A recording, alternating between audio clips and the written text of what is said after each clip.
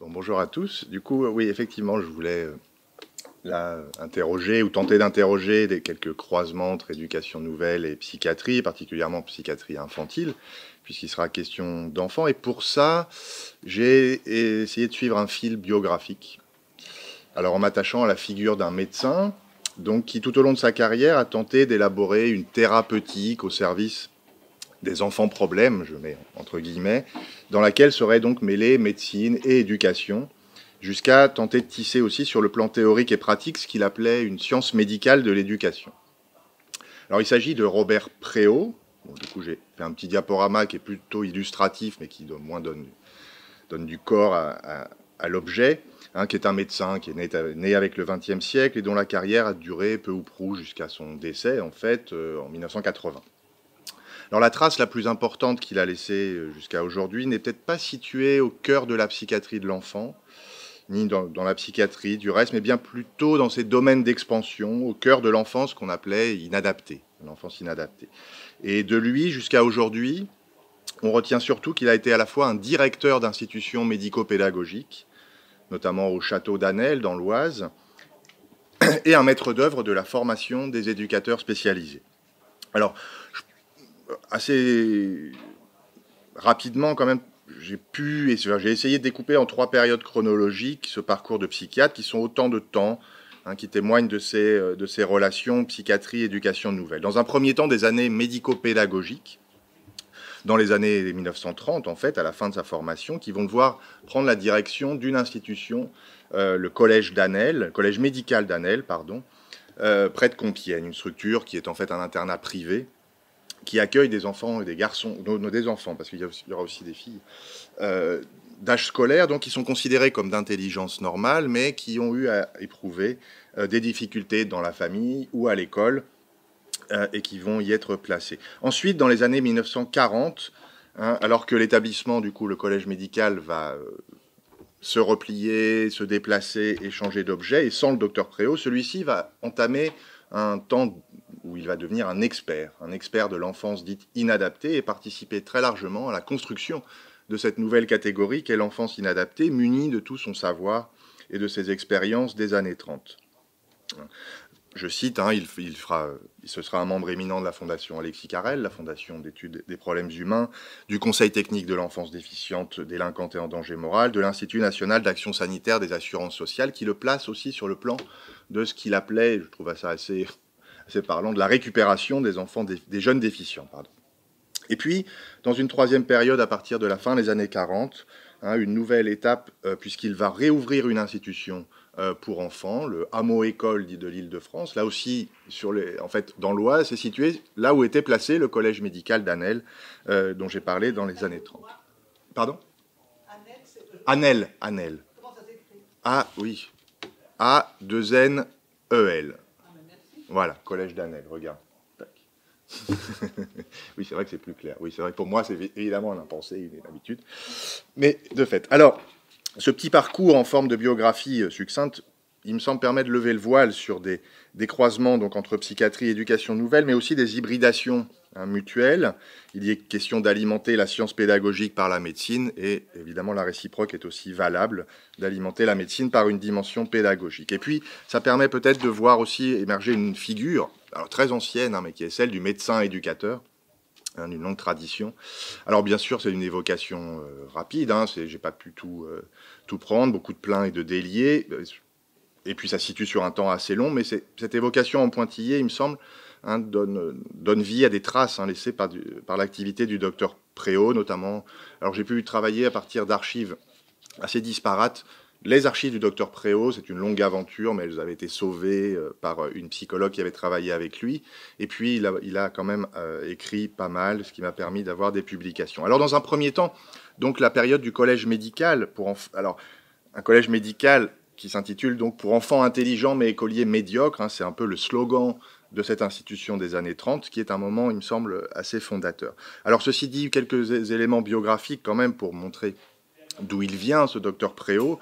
C'est pas un enfant de la balle, hein, il a des origines relativement modestes. Il est né en 1901 à Fitz-James, dans l'Oise, ce qui pourrait expliquer son ancrage local. Hein, il fera une partie de sa carrière dans l'Oise. Et son père était ingénieur agricole, mais son père avait la particularité de travailler dans la colonie de Fitz James, qui est une annexe de l'asile d'aliénés de Clermont, ce qui pourrait aussi expliquer un ancrage dans la psychiatrie, mine de rien. Et son père va y décéder assez rapidement, en 1914, il est dit en activité de service. Alors il va se retrouver orphelin, du coup, de père, et Robert Préault va obtenir des bourses nationales de mérite, il va entrer au lycée à Beauvais, puis entamer les études de médecine après une année préparatoire. Il entre à la faculté de Paris en 1919. Alors, sur des documents plus tardifs, on voit que le docteur Préault est présenté ou se présente comme psychiatre. Alors pour autant, c'est assez difficile de savoir comment il s'est construit comme psychiatre, comment il en a fait spécialité, puisqu'on ne retrouve pas beaucoup de traces dans son cursus, pas de traces d'internat, peu en ce qui concerne les stages, et pas de publication de psychiatrie. La première que j'ai située est de 1937. Sa thèse de médecine porte sur un tout autre domaine, c'est de la thérapeutique en fait. Il a travaillé sur l'escudothérapie et ses avantages dans le traitement des rhumatismes, de certains rhumatismes. Il a fait des stages quand même, ça on en a quelques traces, notamment en chirurgie. C'est raconté par son grand ami qui est Henriet, qui pour le coup est une figure de la psychiatrie. Ils sont absolument du même âge, ils ont gardé une amitié très longue et ils se sont côtoyés à plusieurs moments, notamment dans ce stage de chirurgie à Necker. Et puis on comprend qu'ils ont étudié quand même un peu ensemble à Sainte-Anne. Donc là, peut-être que c'est situé à ce moment-là. Ils se sont également retrouvés, Henriet et Robert Préault, pendant leur classe au service militaire, pour le service militaire, à l'hôpital militaire Villemain, à Paris, près de la gare de l'Est, et également pendant un passage au Maroc, en 1926, puisqu'ils sont affectés tous les deux dans la région de Fès en pleine période de pacification après la guerre du Rif, ce qui va beaucoup les marquer l'un et l'autre, et d'ailleurs l'un et l'autre seront des médecins militaires également. Ensuite, après une petite pratique de médecin de ville, Préault va devenir en 1929 médecin-chef du service de physiothérapie à l'Asile national des convalescents de Saint-Maurice, dans la Seine, dans le département de la Seine, ce qui marque un ancrage là dans la sphère du reclassement, de la récupération, on dira aussi de la réadaptation. L'Asile national des convalescents est en fait l'ancien asile impérial de Vincennes, qui date de 1857, mais qui est devenu au fil de ce 19e siècle une institution de rééducation des patients dans une logique de réparation des dommages corporels notamment, des mutilés, du travail, de la guerre, etc. Donc ça, c'est à mon avis une dimension très importante chez Préault, même si on est encore effectivement assez loin de la psychiatrie de l'enfant. Ceci étant, en 1933, va donc s'ouvrir dans l'Oise, donc à Annelles, près de Compiègne, un collège médical dont Préault devient le médecin directeur. Alors, je n'ai pas réussi à établir les circonstances de l'ouverture, de la création ou de la fondation de cette institution, cet internat privé. Bon, même si on est dans une période, effectivement, de floraison d'institutions médico-pédagogiques, en France en tout cas, de dispositifs de dépistage, de tri, d'observation et de rééducation pour ces enfants problèmes, dans le champ scolaire comme dans le champ extrascolaire, et dans lesquels déjà les psychiatres y affirment un rôle pivot. Ce collège médical pourrait aussi effectivement relever d'une tradition d'établissement scolaire sanitaire, mais il est en réalité destiné à des enfants qui auraient déçu leur famille. C'est comme ça que c'est présenté. Ça, c'est dans les annonces. C'est aussi une manière d'avoir des traces de ces établissements. Comme c'est un établissement privé qu'il faut remplir, il y a beaucoup d'annonces dans les journaux, et il y a l'idée, voilà, de toucher les familles. Et ce collège ne reçoit pas d'anormaux ou de déficients, mais l'idée est plutôt de prendre en charge dans le cursus secondaire, donc dans un cadre scolaire finalement, des élèves afin d'améliorer leur rendement scolaire. Et leur rendement scolaire et de réformer leur caractère. On est aussi dans la pleine période de l'étude du caractère et de la rééducation du caractère. Et de fait, l'établissement va y accueillir une clientèle privée, enfin une clientèle privée bourgeoise, plutôt même fortunée parfois. On y retrouve les Rochetons, Poniatowski, Michelin, etc. Et le collège d'Annelles, et le passage de Préault, est resté assez célèbre également parce qu'il a accueilli certains personnages devenus célèbres, notamment des acteurs, Michel Auclair et surtout Michel Piccoli, qu'il mentionne dans son autobiographie. Donc, en fait, ce collège d'Anel viendrait combler une lacune dans l'enseignement secondaire qui aurait été souvent signalée d'ailleurs par les professeurs, par les médecins, etc. Un établissement qui se veut établissement de santé, hein, on fait un suivi de santé, de bonne alimentation, d'hygiène, etc. Mais également un lieu qui, le cas échéant, pourrait effectivement servir à la rééducation physique, intellectuelle, scolaire et morale. Donc, ça repose sur la personnalité du docteur Préau, le médecin, mais également, et ça on le retrouve par des archives du fond très disparate du docteur Préau, mais le passage, hein, c'est au moins une trace de cette éducation nouvelle dans les institutions médico-pédagogiques, de pédagogues, d'enseignantes, plutôt, elles, marquées par l'éducation nouvelle. Hein, j'avais déjà travaillé sur une actrice totalement inconnue, secondaire de l'éducation nouvelle, mais une jeune Belge dans un article pour Spirale, René van den Bosch, qui, elle, par contre, voilà, arrive à Anel dans les années 30, munie de tout un parcours en école nouvelle. Et c'est pas la seule, on retrouve une autre pédagogue, une Suisse, Berthe Keller, qui également a fait le tour du cours Moulin, de comment ça s'appelle, à Nice, le domaine de l'Étoile, etc., qui ont écumé ces institutions comme enseignantes dans les années 30. Et c'est vrai que concrètement se développe une éducation active, sans livre ni examen, avec les utilisations des ressources naturelles de la forêt, on voit le parc, etc. Les enfants sont en quête de métaux, feuilles mortes, ossements, ils opèrent des classements, etc. Enfin, des choses, des leçons de choses qui trouvent à s'épanouir dans ce cadre du collège d'Anel, dans ce château très ancien. Il y a aussi déjà des grands jeux, des activités scouts. Il y a aussi des troupes scouts dès ces années 30, des cercles d'études, et puis le théâtre, qui est une forme de médiation artistique, même si le terme n'est jamais dit comme ça. Le travail scolaire est également le lieu de l'individualisation et de l'observation de ces enfants, d'autant que assez rapidement, des cours de vacances vont être mis en place avant la fin de l'été et des congés scolaires, un peu dans l'idée de sélectionner ou en tout cas d'établir un avis qualifié sur le fait d'accueillir de manière plus prolongée ces élèves au collège d'Anel. Deuxième temps, pour aller un peu plus vite, le temps m'est compté, une contribution à la construction de l'enfance inadaptée. Alors là, évidemment, les choses sont moins visuelles, sont plus arides, mais à la fin des années 30, c'est vrai que la psychiatrie infantile va tenter de se forger une place au sein même de la psychiatrie. Du reste, Préau, et c'est là où on voit son arrivée en psychiatrie de l'enfant un peu plus reconnue, il participe au premier congrès international de psychiatrie infantile à Paris en 1937. Sur un versant médico-pédagogique, il fait un stand pour son collège médical d'Anel et en même temps, il interviendra dans une version très caractérologie de la psychiatrie de cette période. Il va intervenir sur la valeur de l'asymétrie faciale dans l'appréciation du caractère.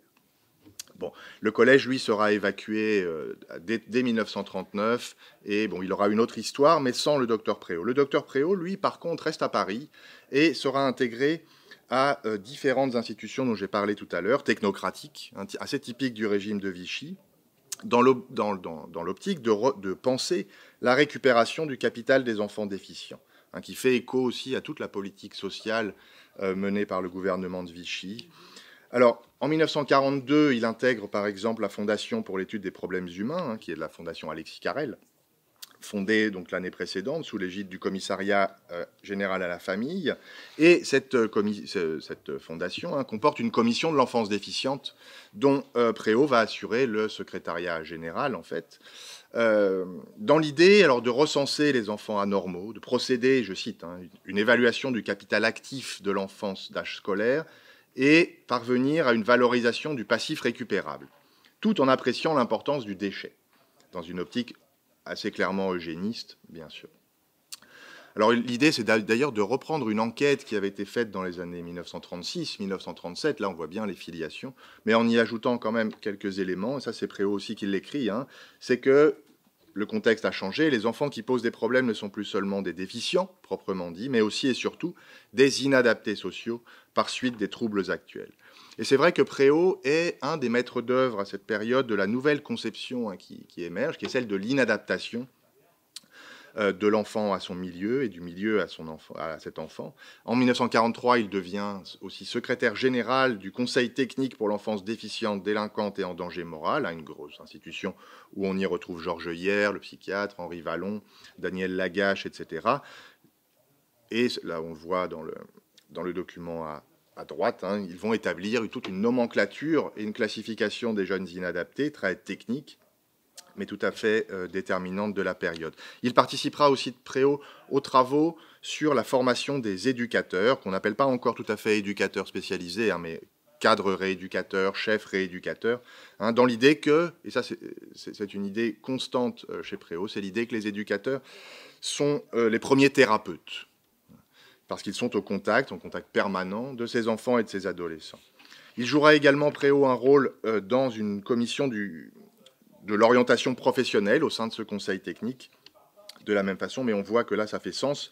D'ailleurs, ça fait tellement sens qu'en fait, c'est lié aussi à son investissement dans ce que j'ai dit tout à l'heure, l'Institut national d'action sanitaire et sociale, qui notamment est chargé de l'action médico-sociale et de la répartition des fonds, qui deviendra d'ailleurs le Fonds d'action sanitaire et sociale dans l'après-guerre, où il travaille beaucoup à étudier la récupération sociale des valeurs humaines réduites, dont les enfants anormaux constituent une part très importante, en fait, à la fois capital d'avenir, mais qui, effectivement, doivent être traités et reclassés, sinon, effectivement, ils laissent une dette ou une carence, et voire une nocivité. Alors, son investissement en tant qu'expert, on pourrait le tirer encore un peu juste après la guerre, puisqu'on le retrouve effectivement aussi à l'international, et il fera un passage assez actif dans les Semaines internationales d'études pour l'enfance victime de la guerre, qui est une organisation née en Suisse fin 1944, et qui vont être réunis notamment à Zurich en 1945, puis 1947, et qui feront des formations dans différents pays européens, mais il intervient à plusieurs reprises dans cette institution importante. Dernier point, il me semble important de ce parcours, c'est la période qui s'ouvre justement dans cette après-guerre, où Préau va réinstaller dans ce même château de l'Oise, à Annelles, ce qui va devenir donc le hameau école d'Île-de-France, qui est un centre là aussi privé, mais qui va être soutenu par les services interministériels de coordination de l'enfance déficiente, et qui va accueillir, là pour le coup, des garçons uniquement, et des garçons qui ne sont plus d'âge scolaire, qui ont au-delà de 14 ans, qui sont qualifiés de caractériels, ou qui souffrent de troubles du comportement, selon la nosographie d'après-guerre, et quelques déficients mentaux. Alors le public n'est plus du tout le même que celui de la première période. Ce sont des enfants qui sont placés par les services de l'assistance... enfin les services de... C'est pas l'aide sociale à l'enfance, c'est... je sais plus. J'ai un trou là tout à coup. Ou par éventuellement le ministère de la Justice, parce qu'il y a aussi des petits délinquants, etc. Et il est géré par une association qui s'appelle l'Association nationale de réadaptation sociale, dont il est le directeur général, et il est également la figure de l'institution, médecin directeur. Alors, le maître mot de cette institution, c'est, comme ils sont d'âge hors scolaire, c'est la formation professionnelle, dans l'idée de, oui, c'est ça, de former au meilleur poste les jeunes garçons. Ce qui est tout à fait nouveau, par contre, à ce moment-là, c'est la manière dont, très rapidement, dès la fin des années 1940, le hameau école devient ce qu'on appelle une république d'enfants. Une république d'enfants qui est destinée, en fait, dans cette idée, de constituer un accrochage pour les jeunes par leur centre d'intérêt et de les faire participer donc à la vie de l'institution, ce qui est un peu la définition de ces républiques d'enfants à ce moment-là. Alors, participer à la vie de l'institution, c'est remettre en état l'institution, bien sûr, mais c'est également sous la forme du self-government, qui est à l'honneur. Les garçons participent à l'administration de l'institution. Ils acquièrent le statut de citoyen, ils rédigent une constitution, ils participent aux assemblées délibératives, comme on peut le voir sur ces documents. C'est également une communauté laborieuse, dans laquelle les garçons sont incités à monter et gérer des concessions, friteries, parce qu'on est quand même dans l'Oise, en Picardie, enfin plein de choses, des jeux, on vend des petites bricoles. Ils ont même un petit salaire.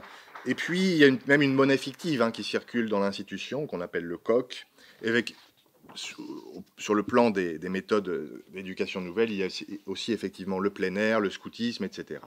En fait, Préau est bien informé à cette époque-là des questions d'éducation nouvelle. Dès l'entre-deux-guerres, il était déjà assez au fait de ces questions, mais c'est vrai que là, les républiques d'enfants, dans une période où elles sont un peu à l'affiche, eh bien, il porte un œil très intéressé, et ça, je l'ai su par un entretien avec la psychologue qui a retrouvé ses archives et qui a travaillé avec lui, c'est un œil très intéressé sur les républiques d'enfants américaines, notamment les Boys Town, et puis sur les républiques d'enfants italiennes, il y en a à foison en cette période, qui réalisent une articulation très intéressante entre le travail, justement, et l'apprentissage de la citoyenneté.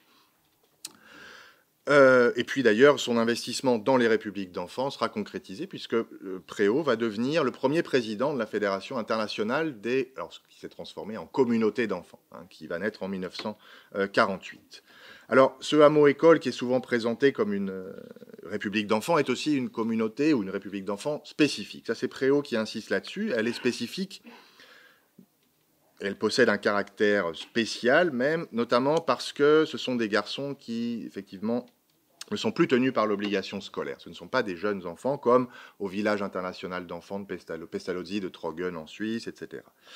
Donc la classe n'est pas l'élément le plus important, loin de là, même s'il y a des espèces de remédiation. De même que ce qui va faire le caractère dit spécial, c'est le fait qu'ils peuvent être déficients ou en tout cas souffrent pour beaucoup d'un niveau intellectuel plutôt faible. Je recite là des descriptions qui sont faites. Ce qui vient à chaque fois tempérer les principes d'autonomie des enfants et des jeunes et de leurs initiatives.